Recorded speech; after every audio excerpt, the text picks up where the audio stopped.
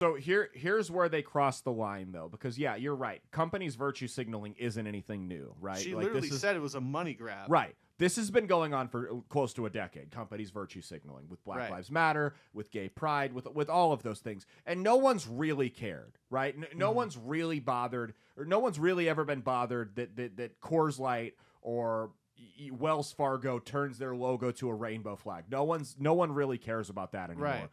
Even with the Black Lives Matter stuff, you had people rioting. It was getting a little violent. Some of the motives of Black Lives Matter were a little questionable. People still really didn't care all that much. But now this is the problem here. You have a transgender person walks into a Christian elementary school and kills 6 people, 3 kids, 3 faculty members.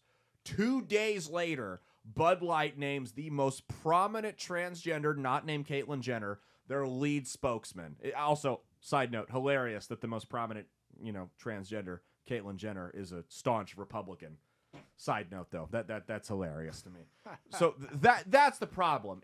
Again, of course, not all transgender people are mass shooters, right? No one's suggesting that. Not all Muslims are terrorists. It still would have been a bad optic if on September 13th, 2001, Pepsi came out and was like, yeah, this Muslim guy right over here, he's our lead spokesman. We're doubling down.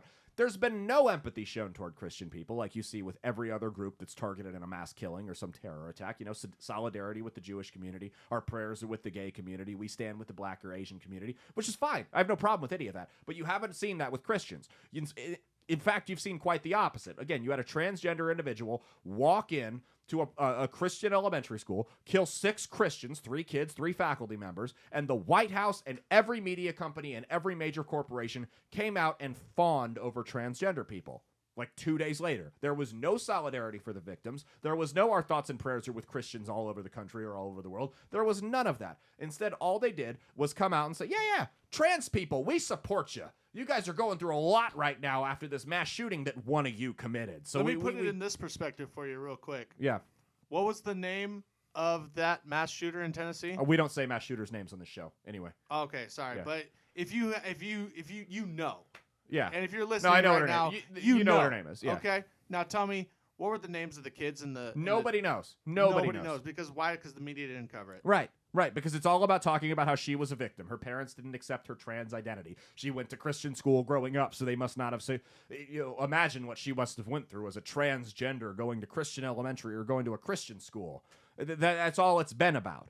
But the fact is, you come out, a person from that demographic comes out and kills 6 people in a school senselessly for no reason other than the fact that they were Christian and their ideology didn't go along with the other ideology. And what? Can I just comment again? Yeah. How the Taliban had to get people to come to their senses. Oh, yeah. There was a guy on Twitter that was tweeting about how happy he is that about the mass shooting in Tennessee because it's great when Christian Republicans die. And the Taliban replied to him and said, "Hey, Taliban? You need to show some more respect here. This is very The Taliban still exists? The Taliban was the voice of reason." Hey, thanks for watching. If you liked what you saw, be sure to click the link in the description to get the full episode on Rumble. If you prefer to listen along, you could actually get us on Spotify, Spreaker, and iHeartRadio. You can also go to www.outlawstreamers.com to learn more about not just my show, but tons of other great shows and all the exciting projects they have coming up. Follow my socials at Caleb Isn't Funny on Twitter and Instagram, at Caleb Salvatore Comedy on the Chinese spy app that is TikTok, and be sure to like and subscribe to this YouTube channel. Thanks, and we'll see you every Saturday for brand new episodes of That's Based. Peace.